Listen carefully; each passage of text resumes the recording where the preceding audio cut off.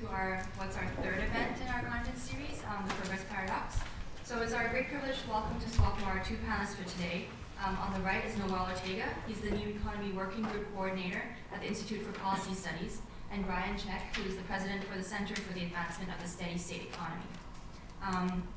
For those of you who have just joined us today, this conference aims at fostering critical debate around taking for granted notions such as the fight against poverty, nonprofit and governmental work in the so-called developing world, and international efforts at greening the economy in order to collectively search for socially, culturally, and environmentally restorative alternatives. Noel Ortega is currently the coordinator of the New Economy Working Group, which is a partnership between Yes Magazine, the Institute for Policy Studies, the Business Alliance for Local Living Economies, and the People-Centered Development Forum. The new group seeks its task as pulling together the basic elements of an existing vision for the new economy into a coherent, compelling, and accessible story of possibility backed by a practical action agenda and popular education campaign. Dr. Brian Czech is the founding president of the Center for the Advancement of the Steady State Economy and a visiting professor at Virginia Tech, where he teaches ecological economics. His books include Shoveling Fuel for a Runaway Train, which calls for an end-to-end endless economic growth, and the Endangered Species Act, History, Conservation Biology, and Public Policy. Brian is also a conservation biologist in the National Office of the U.S. Fish and Wildlife Service.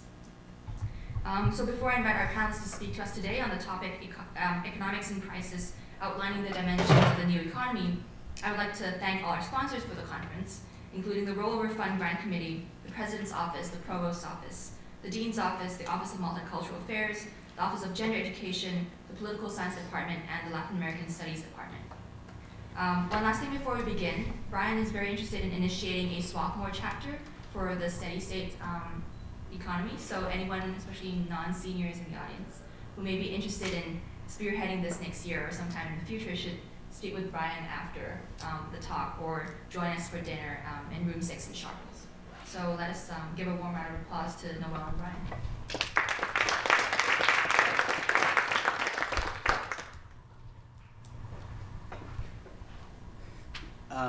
Again, I just want to thank you all for giving me this opportunity to come and speak with you. And I just also want to thank all of the organizers here that put this conference together to give a space to a very important conversation that I think needs to take place, especially in our current time. We are facing some really critical challenges that will have large ramifications within our own lifetimes. And so by having this conversation today would lead to deeper conversations and understanding of what this crisis or systemic crisis that we see. So again, I want to thank you all for having this conversation. So first, I want to give you a little bit of background of why we think at the New Economy Working Group that there's a time that we need to change, or we have reached the point in history that the economic structure needs to change. And we see, and I'll give you a little vague or general description of the crises, a fourfold crisis that we see, and then I'll also present some ideas of those solutions. What can we do to bring about systemic transformation? And I'll keep my comments very short so we could have greater conversation amongst us, have a dialogue. So first we see that there's an ecological crisis, and this ecological crisis that we're seeing with climate change, we've witnessed record-breaking heat waves throughout the United States and around the globe, and these climate change that we're experiencing is linked to our economic model. This model promotes weird systems where the production of goods and service, or primarily goods, are shipped from country to country across the Atlantic, the exact same product, which is kind of bizarre. So you have here in the United States, for example, In Milwaukee, there's apples are being grown or shipped to China, and China is also producing apples and shipping those same apples to the US. And this is contributing to the CO2 in the air, in the atmosphere, that is then contributing to climate change. So we see that there's a huge ecological crisis that we've been experiencing for many times. People have talked about it for a very long time, and I think that crisis has now reached the point of no return, in the sense that we no longer can prevent drastic ecological crisis that will emerge, that extreme weather, what most ecologists are calling. But we are now at a point where we have to decide how will we weather those major climate changes. So in other words, we've reached that point where we could prevent it, and now we have to find solutions on how we will survive and maintain different populations as populations migrate from place to place to survive the different changes within their ecological regions. The second crisis is a social crisis. This is a crisis that has created, or that is defined today with extreme inequality. We see that now there's this huge movement that was erupted from the Occupy movement around the country and around the globe. And the concentration of extreme wealth in the hands of the very few hasn't been this great, this severe, ever in the history of the United States. One of my colleagues, Chuck Collins, just wrote the Occupy book, I guess, if you will. It's the 99 to 1. And it gives you a great analysis of how this occurred, how this extreme wealth inequality occurred, where you have about 1% of the wealthiest individuals who own more than 94% of the world's wealth. That is outrageous, and that in our societies we have had two different societies emerging that are completely diverging from one another, that exist in completely different worlds. One does not understand the existence of the other, and this is only increasing. And then within that 1%, if you will, of the population, a small fragment of them are actually rigging the rules to benefit that population. So they control and manipulate our democracy, they influence and they fund the campaigns of our elected officials that would then implement laws and policies that would favor their own interests to maximize profit. So that is the third crisis, we have a political crisis that is dominated by corporations that then rig the rules to benefit the very wealthy. And the other crisis is the economic crisis that we're seeing today. In 2007, 2008, that's when a selected few, or the majority of the population who self-identified with the middle class, experienced a reality that many people had been experiencing in the underclass or maybe around the globe, which is the sense of economic anxiety. For the first time, middle-class families were thrown out of the middle class and into poverty. And this was created by a Wall Street casino that its only sole interest is to maximize profit, rig the rules, and create phantom wealth at the expense of the rest of us. So once you paint a picture that way, where all of the crises are interlinked with one another, the solutions that need to emerge need to address all of these four crises at the same time. We need to find solutions that will get deep at the root cause of these large systemic problems to bring about systemic transformation.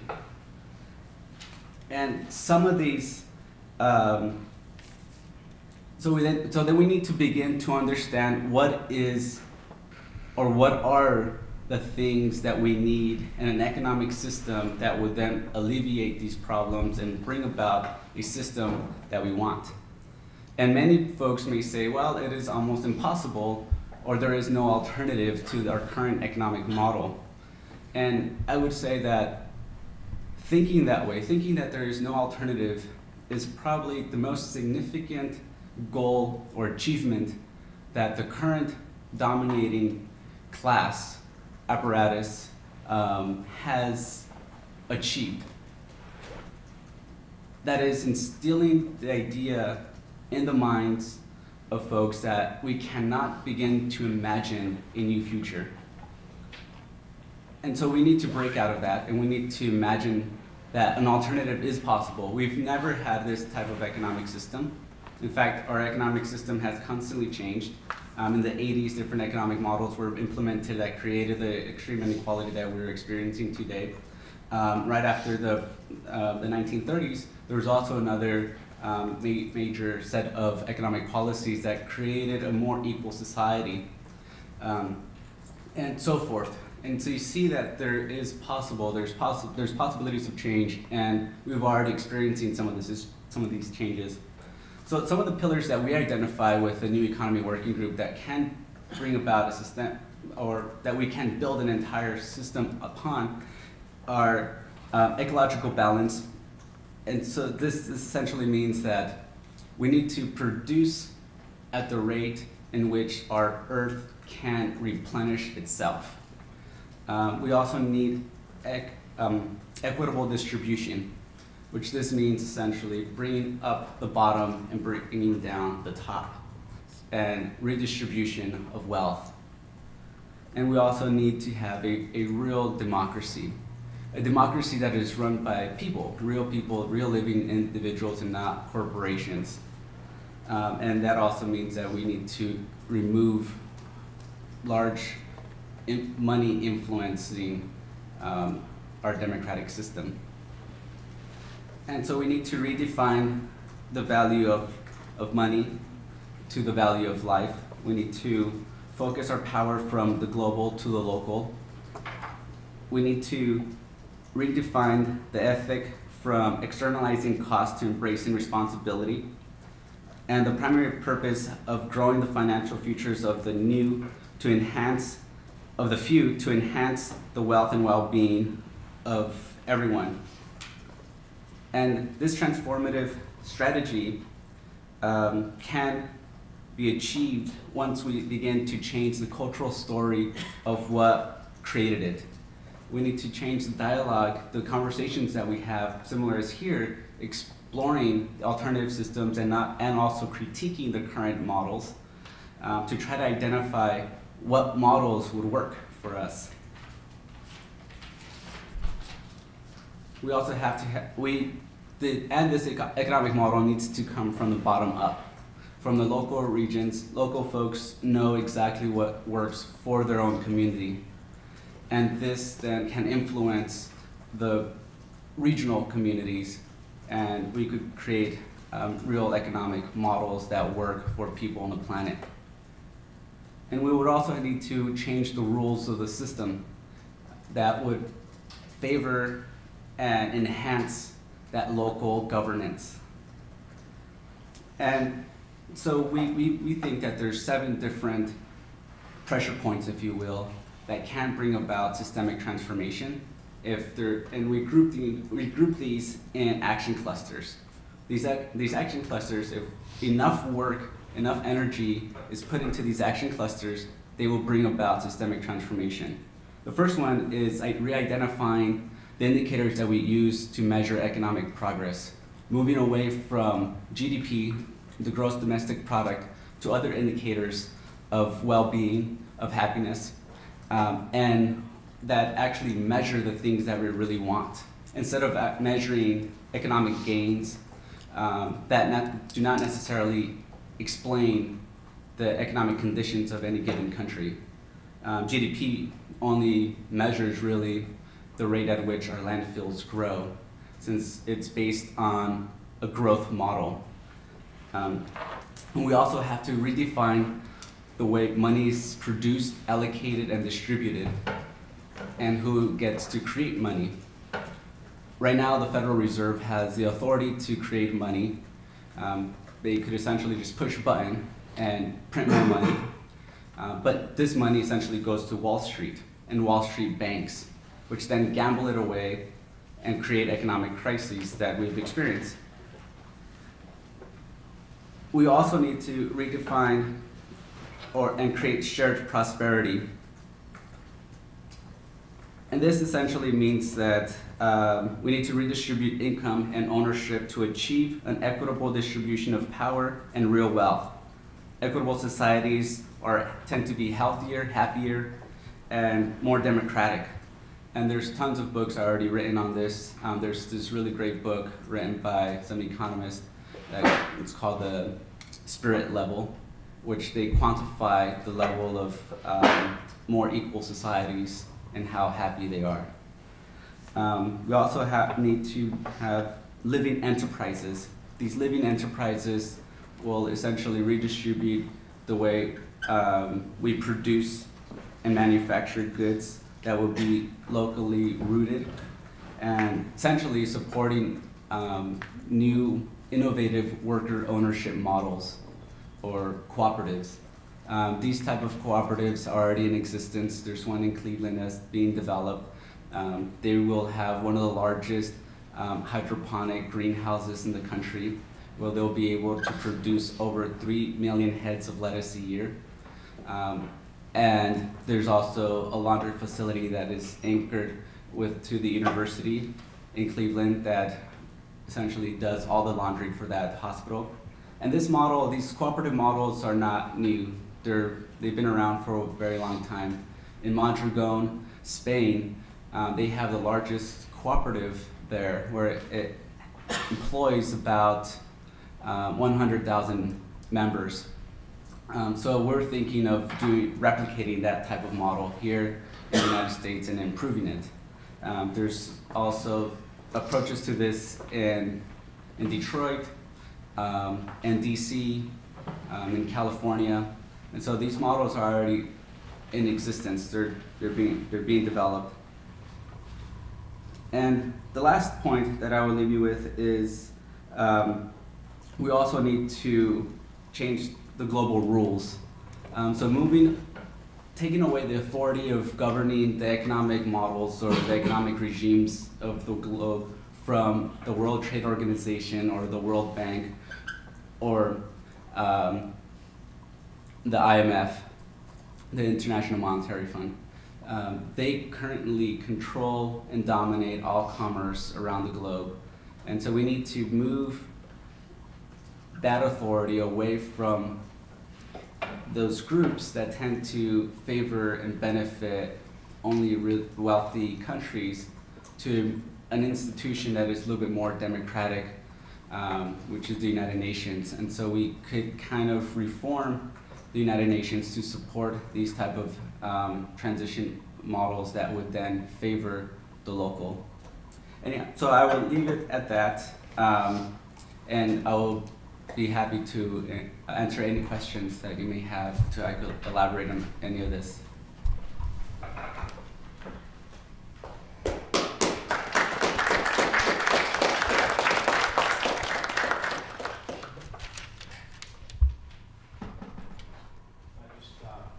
Plunge in there.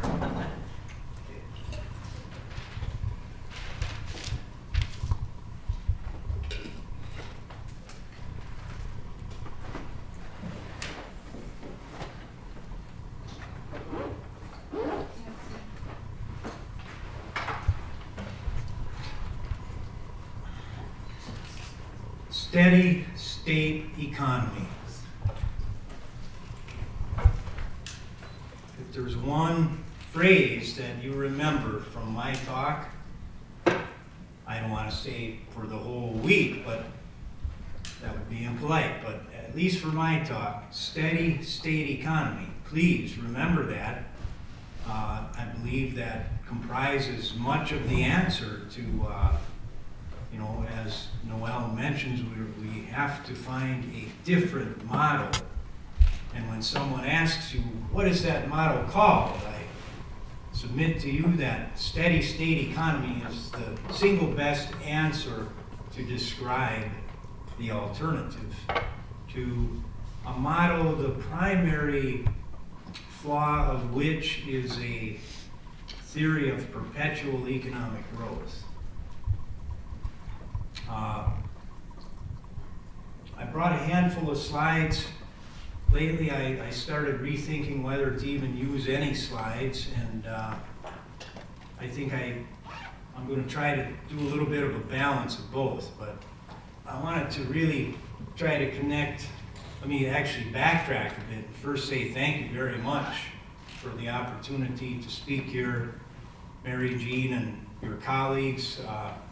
It's a wonderful venue, and it's always encouraging to people like us at CASI, and I'm sure to the Institute and the working group as well, that there are willing audiences willing to hear what we have to say. And so for us, the liberal arts colleges and even the land-grant universities are probably where the biggest hope lies for a new economy, a steady state economy, one that's not perpetually pushing the limits of the planet and beating it up, if you will, and one that is respecting the planet and sustainable and respecting of others' rights and leaving room for other people. And so that's what we're all about at CASI, the Center for the Advancement of the Steady State Economy. Is well, we're classified as an educational nonprofit organization, but we do a good combination of education, think tanking, if you will, and advocacy, advocating the steady state economy. We're very focused on that. Now, anytime we talk about the problems caused by economic growth, limits to growth, the conflict between growth on the one hand and environmental protection on the other hand, anytime you talk about that, I'd like to give you a tip. It really helps to have the definition of economic growth very handy, because quickly enough you can be derailed by obfuscating responses about what others may try, what others either already think economic growth might be, or will try to reinvent on the fly in order to escape the logical and scientifically sound conclusions about limits to growth. So just remember, this is the standard textbook definition. Economic growth is simply an increase in the production and consumption of goods and services in the aggregate. And that is a key phrase. I'm going to come back to it in a second. So it's typically expressed in terms of GDP, or gross domestic product. And that means it entails increasing population and or per capita production and consumption. Once again, that phrase, in the aggregate, is really key. And I'll try to show you why with a kind of a goofy little metaphor. You know, in a lot of circles, it's not okay politically. It's tough to talk about economic growth in any way that's problematic. To talk about limits to growth, to talk about the conflict between growth and anything else. So sometimes, like in my day job, which I'm on leave from, and I think I can mention that once more, was in the introductory bio, but I do work for the U.S. government, and that is one of the venues in which you really don't want to talk about the conflict between economic growth and other things. The agency I work for, the biggest problem is the conflict between economic growth and biodiversity conservation. Fundamental conflict, but it's very tough politically to talk about it. So we call it the 800-pound gorilla. You know, nobody wants to recognize it. You kind of leave it sitting in the corner, and everybody kind of knows it's there, but you ignore it so much that there's a lot of misunderstanding about the nature of the critter. So we'll bring the 800-pounder out of the corner and get a little better look at him, and watch the 800-pound gorilla grow. See, so that's our metaphor for economic growth, right? Increase in the aggregate. That's not economic growth. That you might call a sectoral readjustment. So if you have a revolution in computer technology, or you have all of a sudden a burgeoning sector of solar energy, and you have declining other sectors like petroleum sector and mining sector, etc., that's probably not economic growth. That's probably a major sectoral readjustment, but it's not economic growth, and it's a really crucial thing to remember, because otherwise you will leave yourself open to arguments that, oh, as long as we can just grow a greener energy sector, or green this or green that, we can have growth in those sectors, right? And that's economic growth. Well, it's not economic growth. Economic growth is a macroeconomic phenomenon, and that's why it's reflected by increasing GDP. Once again, economic growth. I mentioned the conflict between growth and biodiversity conservation. This is just one model that I'd like to run by you here.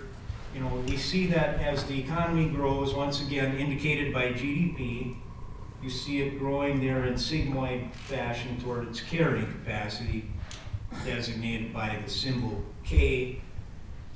In ecology, that's the symbol for carrying capacity. And we see that it's a process of reallocating the natural capital, the woods, waters, soils, fisheries, minerals, from the old economy of nature, where all that stuff had simply comprised wildlife habitats.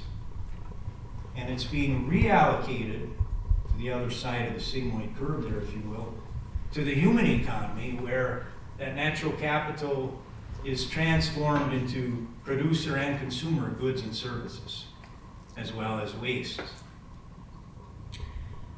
So that, in a nutshell, shows you the fundamental trade-off or conflict between economic growth on the one hand and biodiversity on the other hand. And then we recognize also, of course, that biodiversity is like the collective canary in the coal mine for the environment at large, environmental conditions, including the human environment, canary in the coal mine. So the mainstream wildlife and fisheries professions by now are onto this. And it was really tough sledding in these professional scientific societies.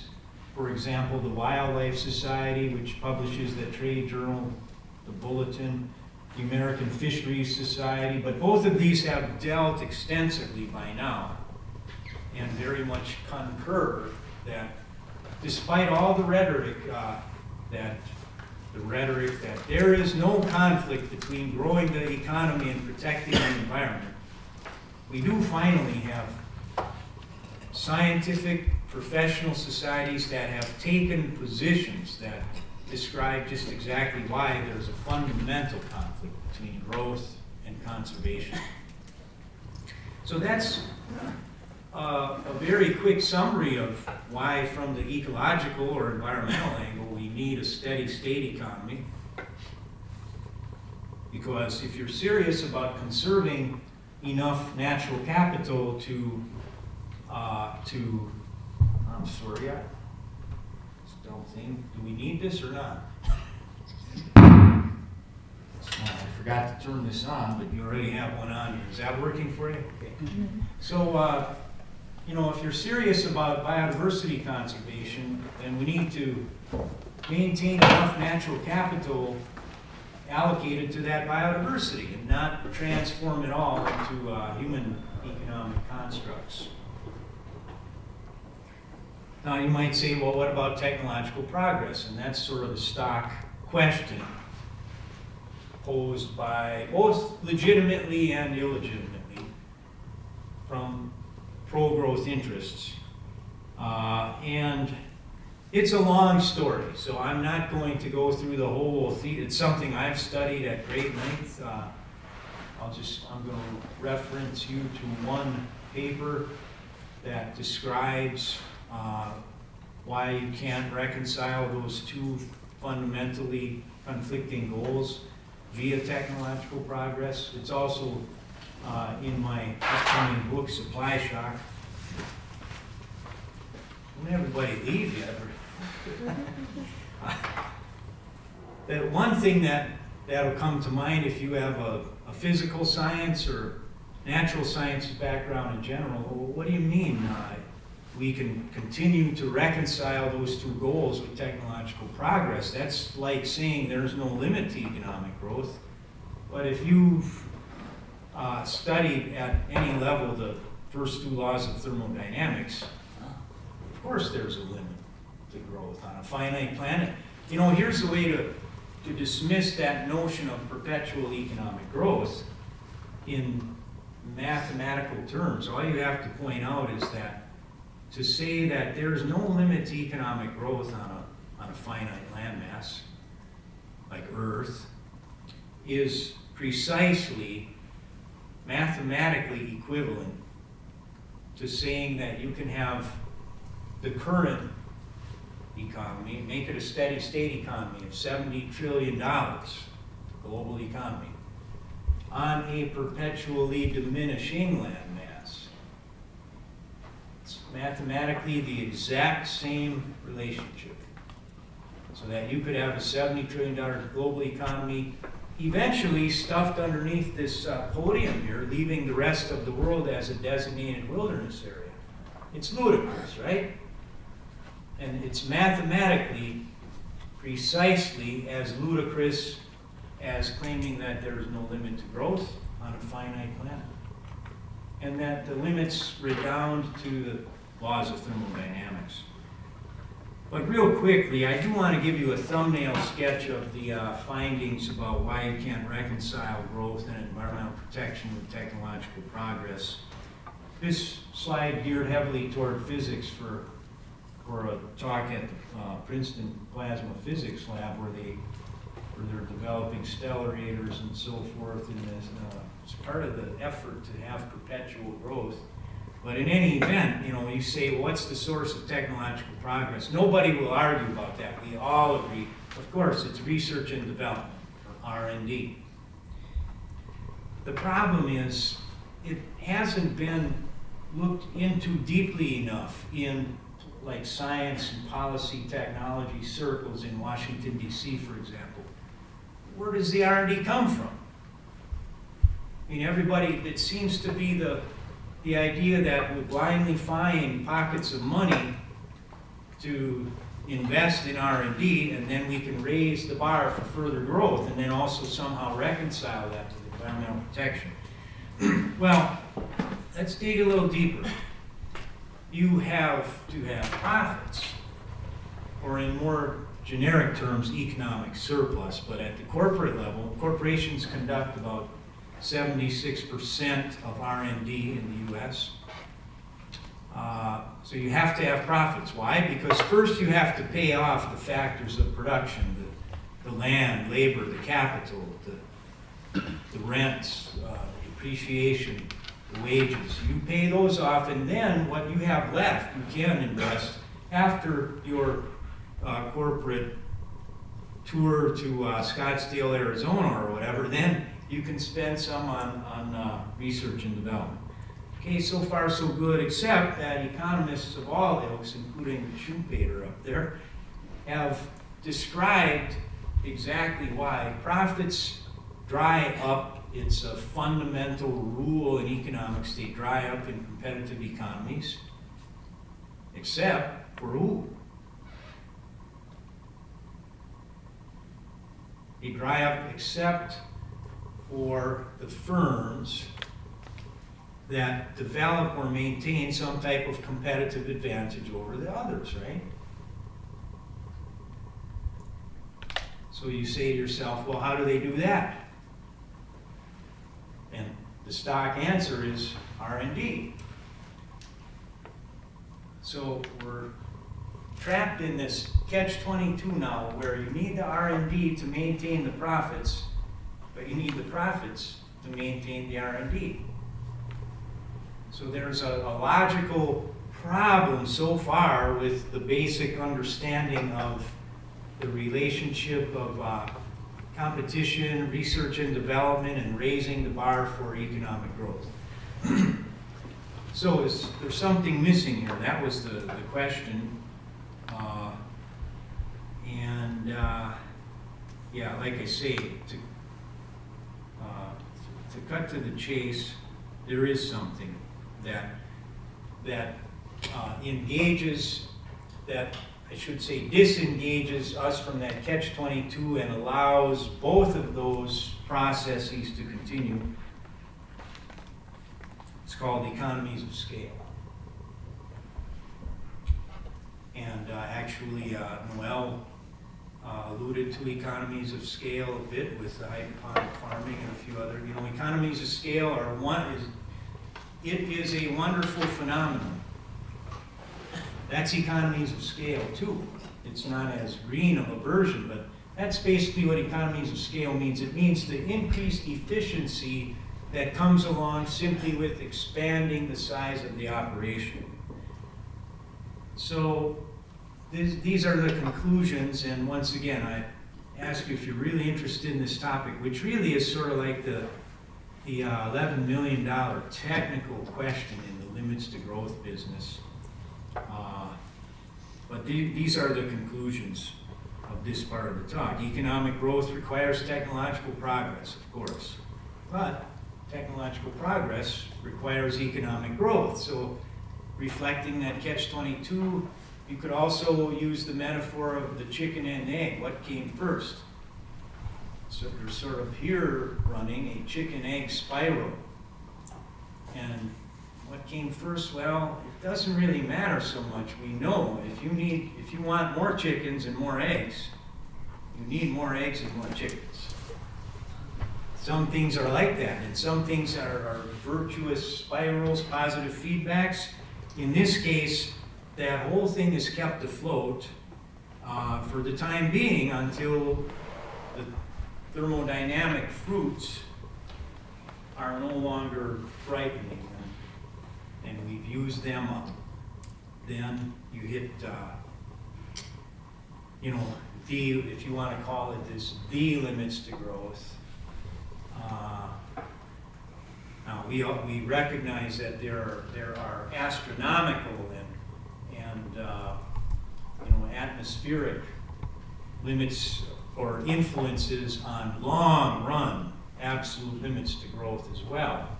But we're talking about in shorter managerial, politically relevant time frames.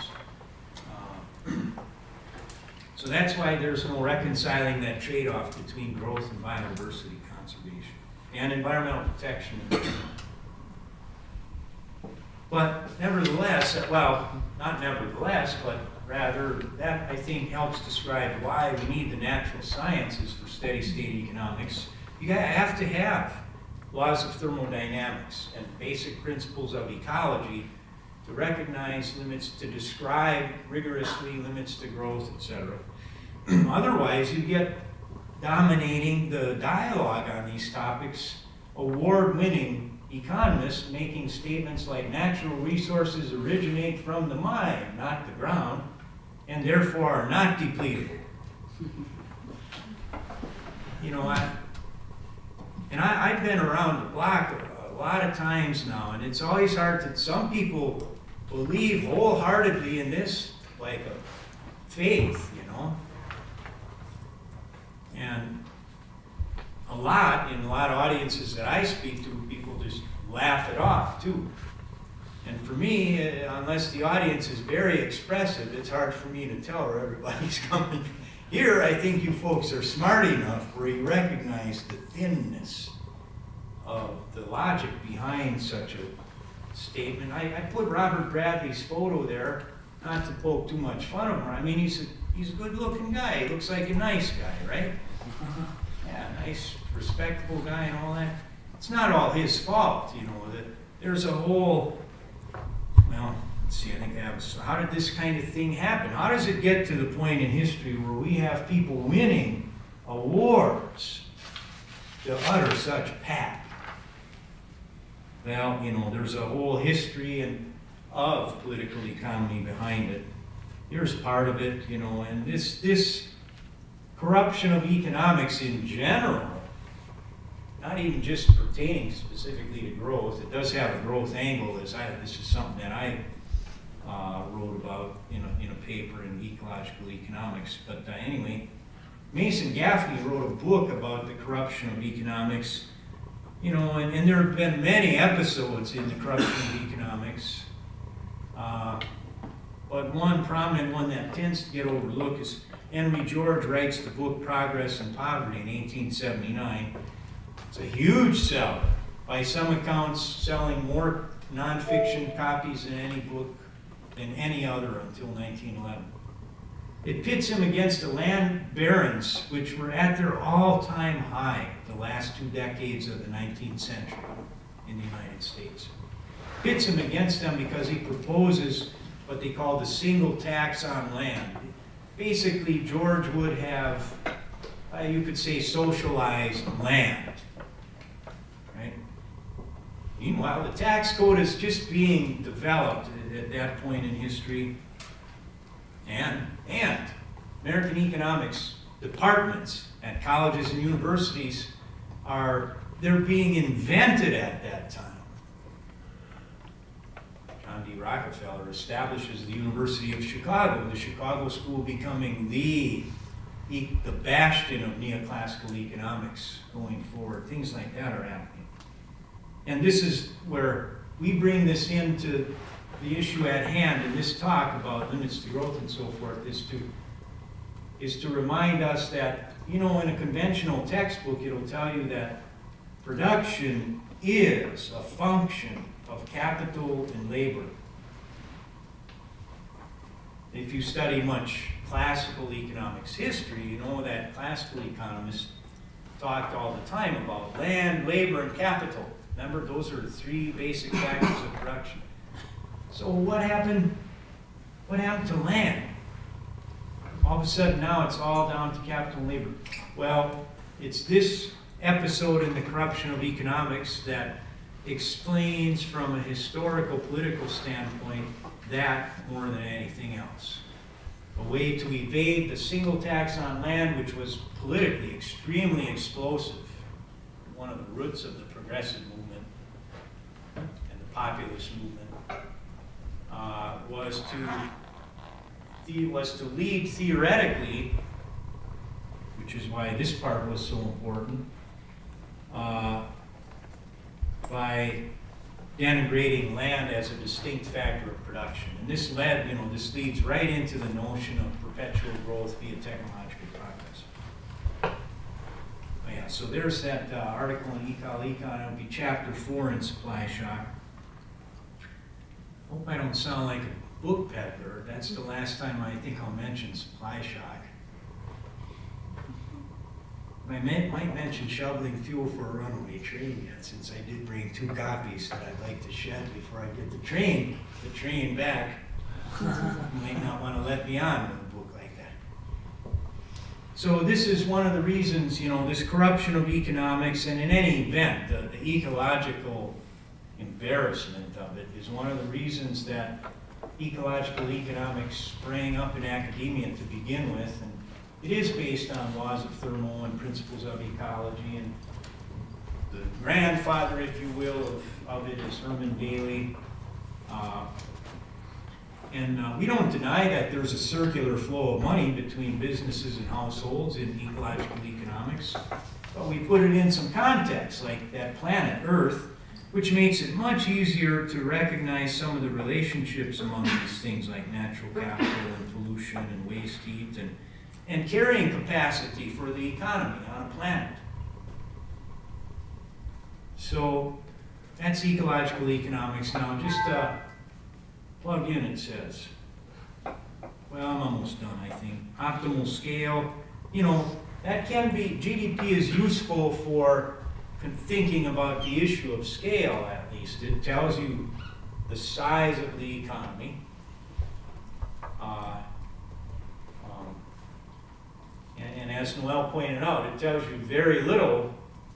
It is not a measure of economic welfare or well-being, but it certainly tells you about the size of the economy. So you know that perpetual GDP growth is unsustainable. Certainly perpetual degrowth is unsustainable. So what's the sustainable alternative? That's the steady state economy, stabilized or mildly fluctuating production and consumption. Does that mean it's optimal? Let's say that that's our starting point. You know, that's a big question, key question, and there are different optima for different types of folks, you know, different strokes for different folks, as they say. So if you're a New Yorker and you love New York and that's the only place you love, like Woody Allen said, I hate nature, then your idea of the optimum would be much higher GDP than, you know, people like myself who got into this to begin with because we're wildlifers, you know, wilderness buffs, those kind of folks. So that's why you have a democratic process to try to ascertain the democratic optimum. Here's another way of looking at it. You know, actually, we can say that human welfare increases during earlier stages of economic growth per se, growing GDP. But then at some point, that growing GDP, increasing the size of the economy is causing more problems than it solves. So you see the optimum is surpassed, and growing GDP beyond that point indicates diminishing welfare. And actually, in a different rhetorical framework, you might refer to that growing GDP thereafter as uneconomic growth, because it's actually, you know, causing more problems than solving. Or, you know, to put it in fancier terms, where the marginal utility equals the marginal disutility, that's optimum scale, and growth beyond that is uneconomic. And there are, you know, a number of metrics that we, as well as the New Economy Working Group, have helped to look at, and, you know, these are all useful. I just thought I'd mention a couple right here. You see GDP continuing to grow while GPI, Genuine Progress Indicator, flatline. That's suggesting we may already be beyond optimal scale. Psychic welfare, there's a burgeoning literature on happiness. And we see that there seems to be a threshold level beyond which there's the returns to scale, if you will, are greatly diminished, and it's futile, essentially, to strive for growing GDP per capita even beyond that level, somewhere around $11,000 a year, approximately. So that type of thing. Now, these are the last set of slides. What about valuing ecosystem services? Will that help us much? You know, things like carbon sequestration, water purification, and so on. Everybody here familiar with the concept of ecosystem services? Anybody not heard that phrase before? Okay, 99% are asleep, or did I learn something, or just knowing? Sorry. Well, it's a deal it's an approach to conservation that says, let's just get the right prices on these things and we'll save the world. So from a very authoritative report, we had this encouraging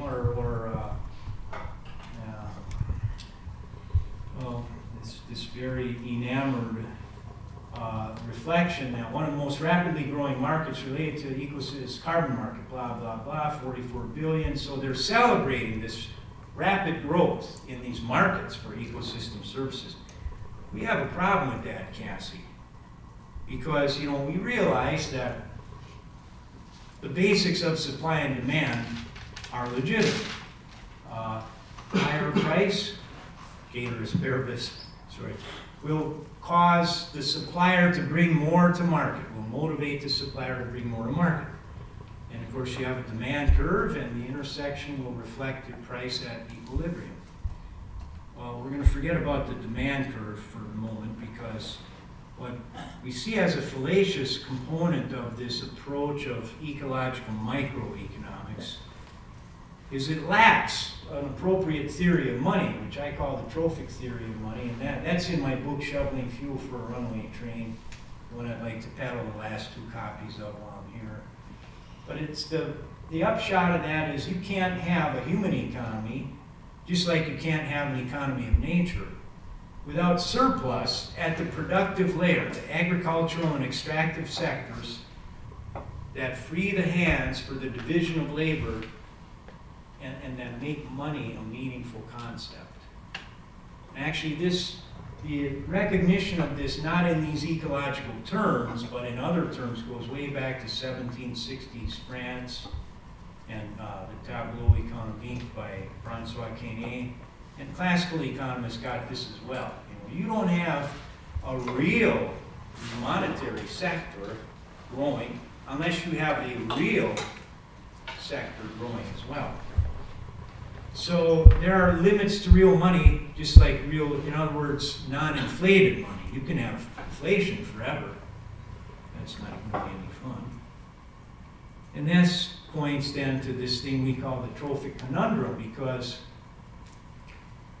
to generate more and more money to spend in more and more of these markets on ecosystem services entails simply liquidating more and more natural capital, or more and more funds of ecosystem services, if you will. It's a totally backfiring approach. So we say, look, please, whatever you do, don't go whole hog into this ecological microeconomics, because that leads you into the teeth of the trophic conundrum. But if you deal only, like I did for years, only with ecological macroeconomics, boy, you'll get beat up.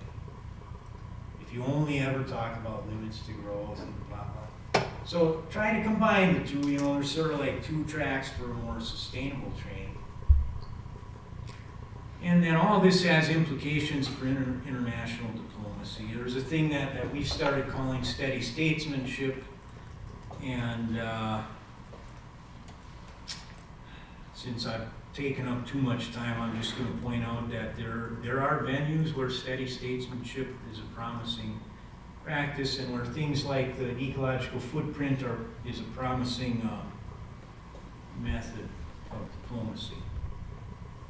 So finally, yes, we do have Cassie, we have a position on economic growth. It was designed first and foremost to refute the political rhetoric that there is no conflict between growing the economy and protecting the environment. We see that rhetoric, which has gone on for 3 decades at least, as having caused some of the biggest damage in history, basically. I mean, we're at a point in history where it's a planet with a lot of problems. It's a society occupying a planet where we've caused a lot of problems. So we are determined to set the record straight that there is a fundamental trade-off between growing the economy and protecting the environment, which then leads to economic security and national security and international stability. In a longer show, I talk about methods of collaborating with us, but certainly please join Cassie, sign a position. And yes, as Mary Jean alluded to earlier, somebody step up and start a Swarthmore chapter, tell you about it at dinner. And you'll be joining a wonderful cast of characters. You'll have very good top-level sustainability thinking company as a Cassie signatory, certainly. Well, thank you very much.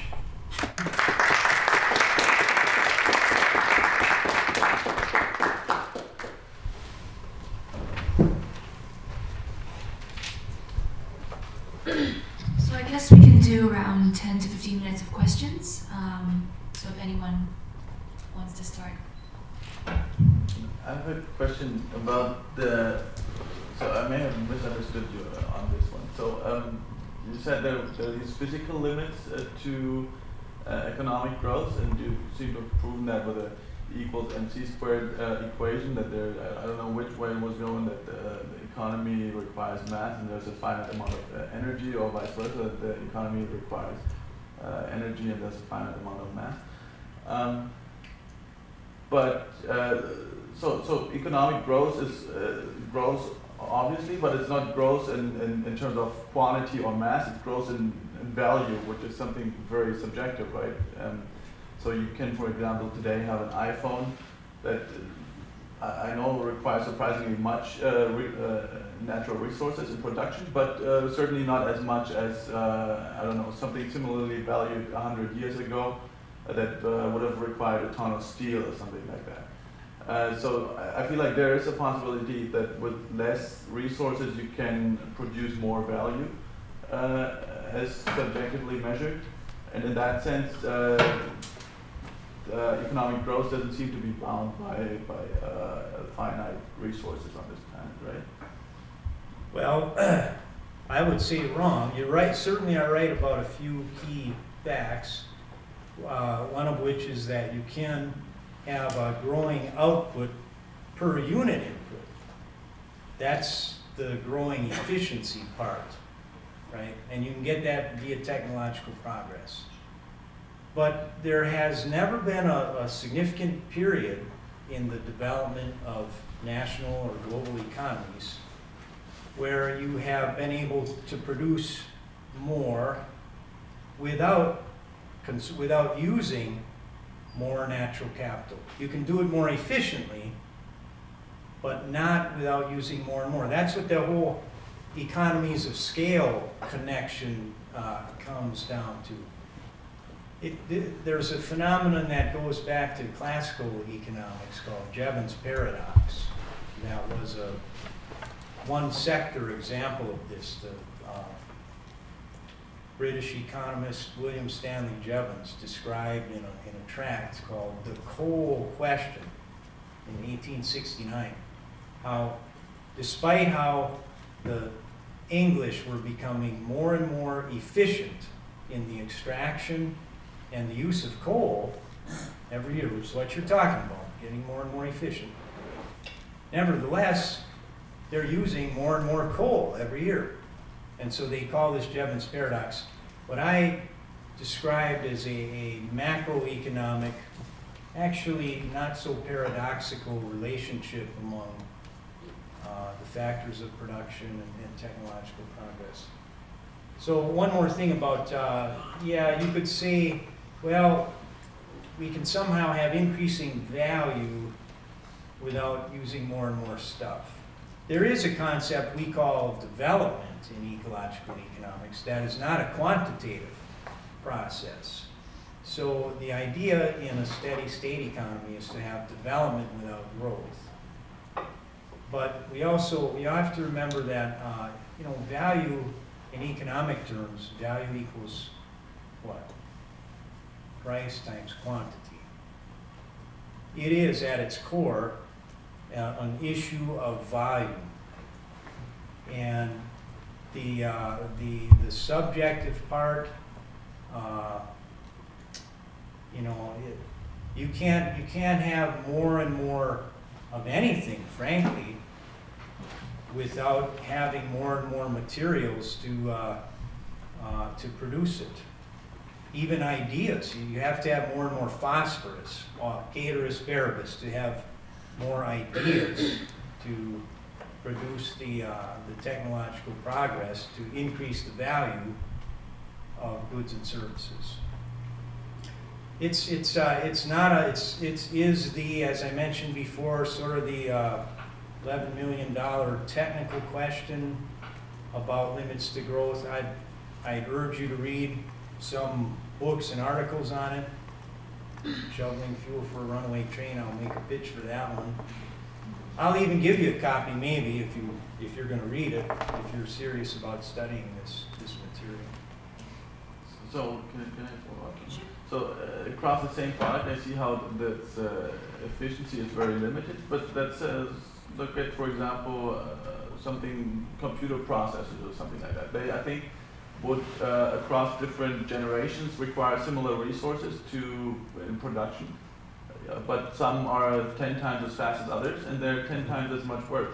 So in that sense, it's not just efficiency that you can produce more of the same stuff because you have an assembly line or something like that, but you can assume that you can produce something that's 10 times as valuable with the similar amount of stuff. The problem is, you got to ask yourself 2 questions. First of all, what is this information that you're producing with the better performing computer? What's it going to be used for? And then secondly, how does one come to afford it? Because both of those have to be answered in order to make it relevant to the issue of economic growth.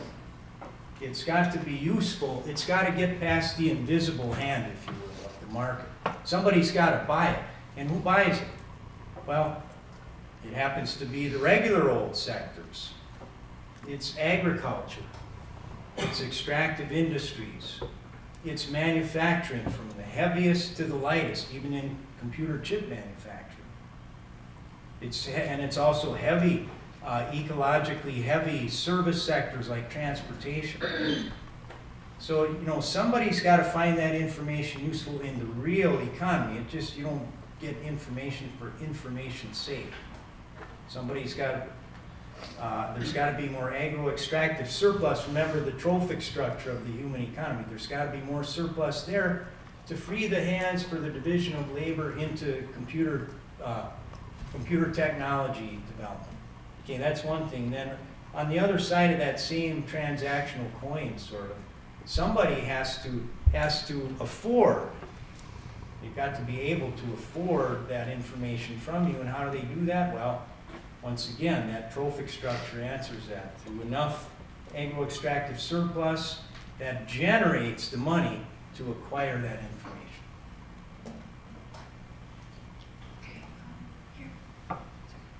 Here. Oh, me here. Oh, hi. I was wondering, currently the global population is increasing at an astronomical rate.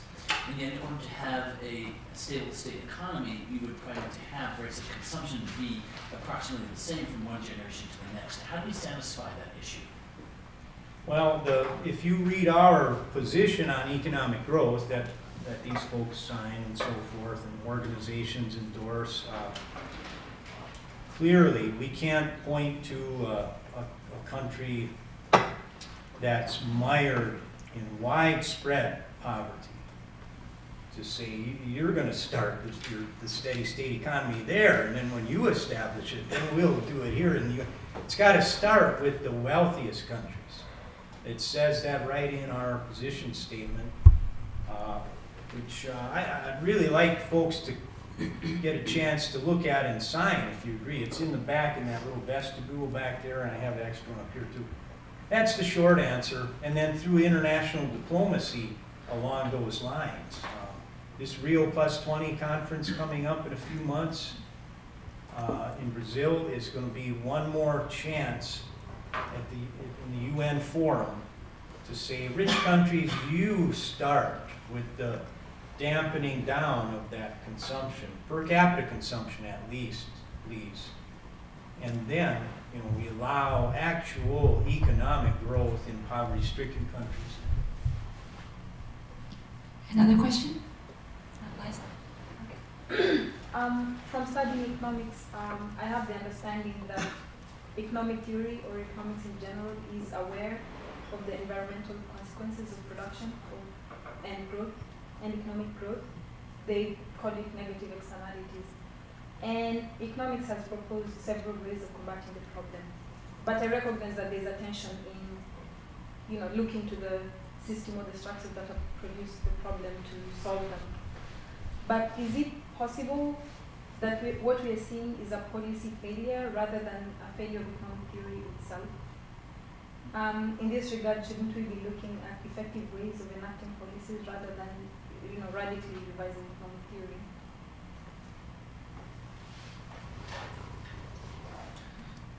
Well, that's a very interesting question, and I think it definitely deserves a whole other conference, I think, to answer it thoroughly. But I think that there, as you mentioned, that these are negative externalities. I'm not sure if anyone who was developing any of these economic models or policies really believed that they would also have these negative consequences. Although many folks, and primarily is that the short-sightedness of these policies that are implemented, because at the end of the game, it is about political economy and the politics that is involved in Washington, for example. And as I explained before, that there's large corporations that are influencing the political decisions that influence the actual economic policies that are implemented.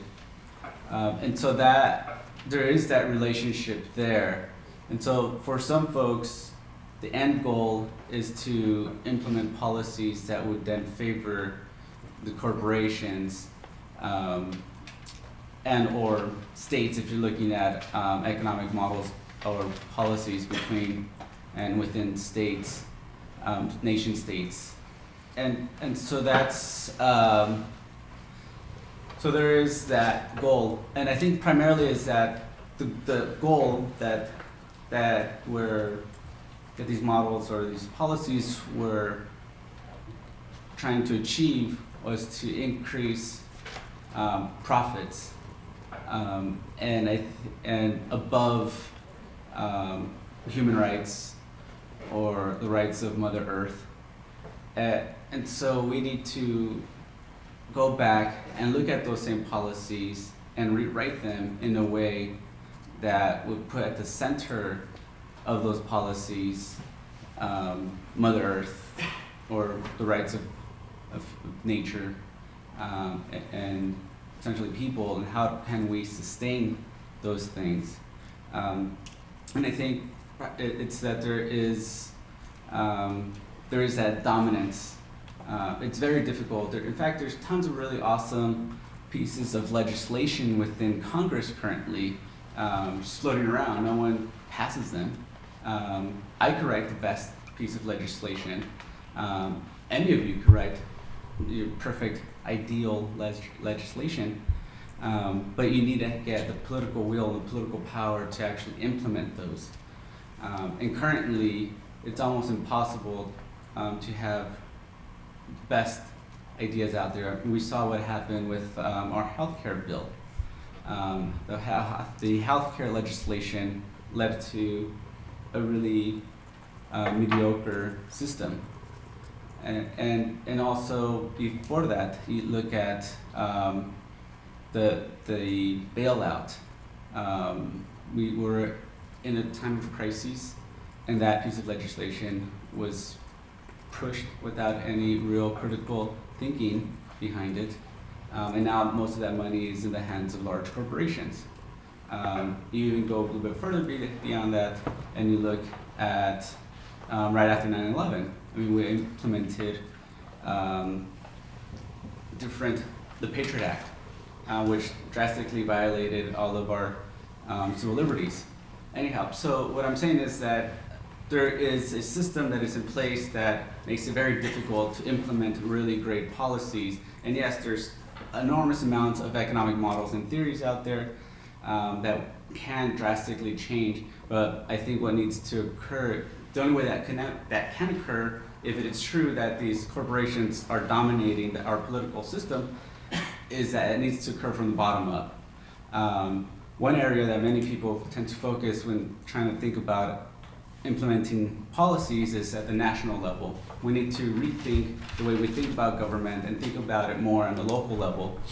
And that's the only way we can actually implement policies. In fact, in the state of Maryland, we've actually implemented the GPI, the gross the Genuine Progress Indicator, and that is astronomical. So this is the first state in the country that will measure economic progress using indicators that will actually benefit society. And this was done at a very local level and kind of behind doors. And they were able to pass this legislation that is now gaining a lot of attention, to the point where even a lot of other states are starting to look at that, seeing how they can replicate that model and get it passed within their states. And the idea is that eventually enough states can get these type of policies, which then will influence federal legislation.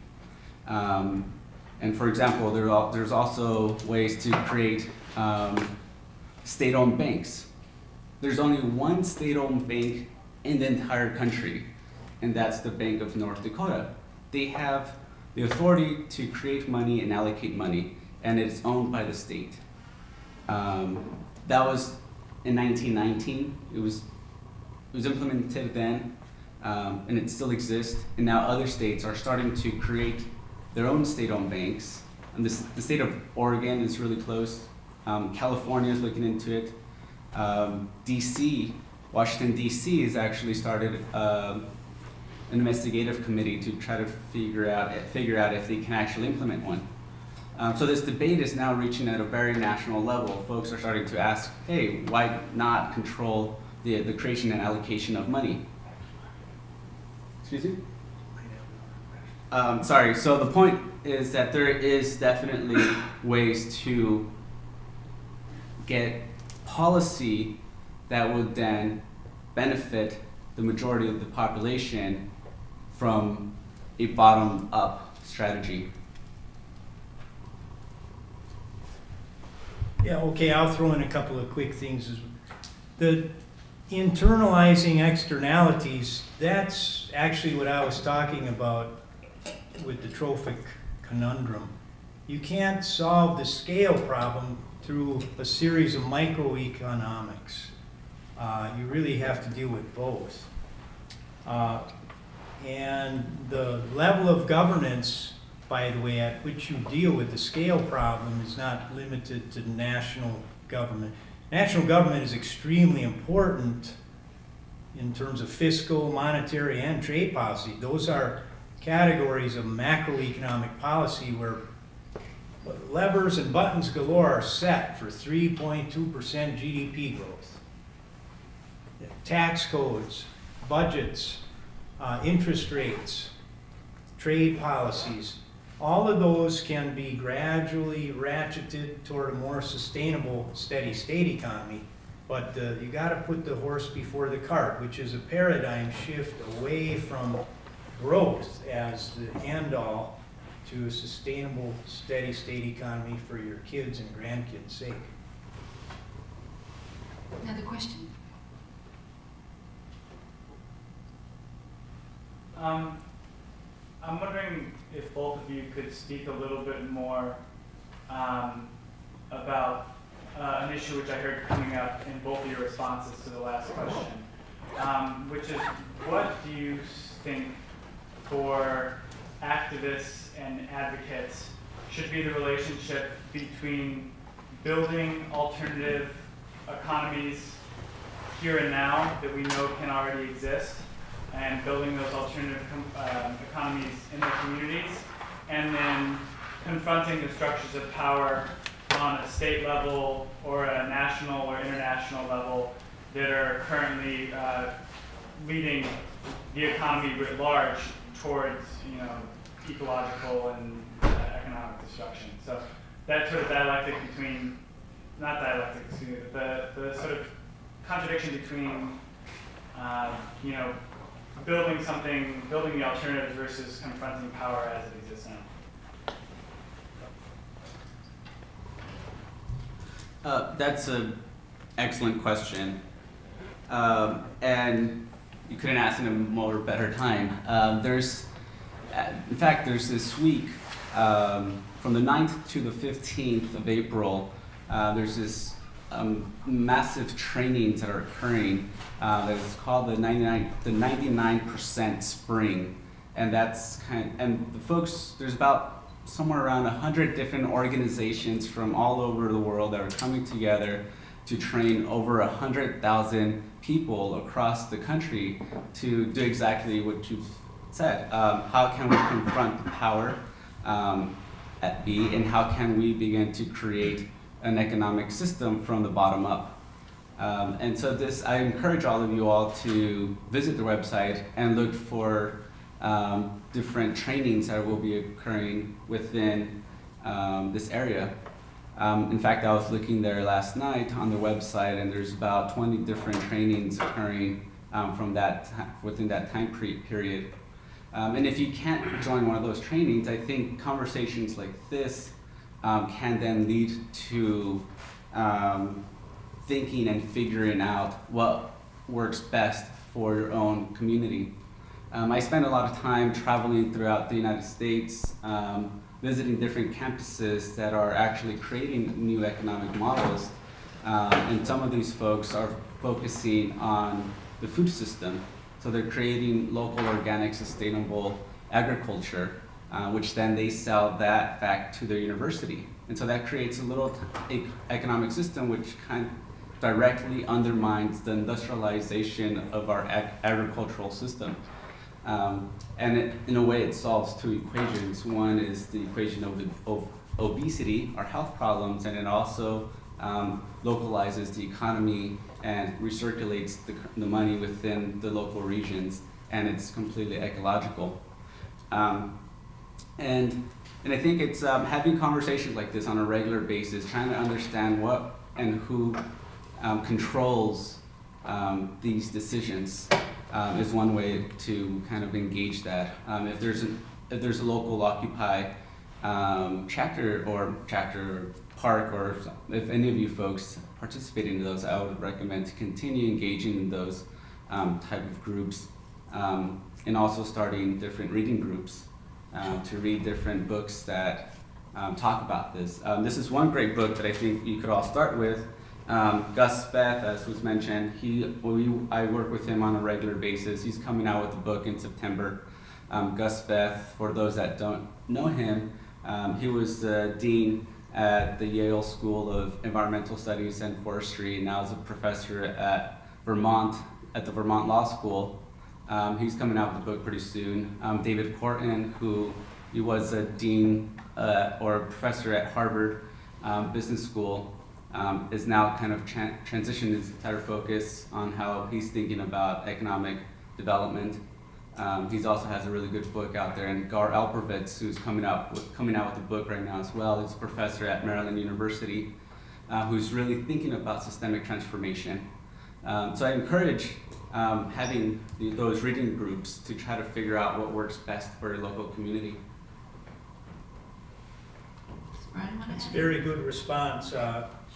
Yeah, Maybe I we'll guess take one. Oh, sorry. Do you? there's also the Power Shift, those annual Power Shift conferences, which are great venues for engaging these kinds of thoughts.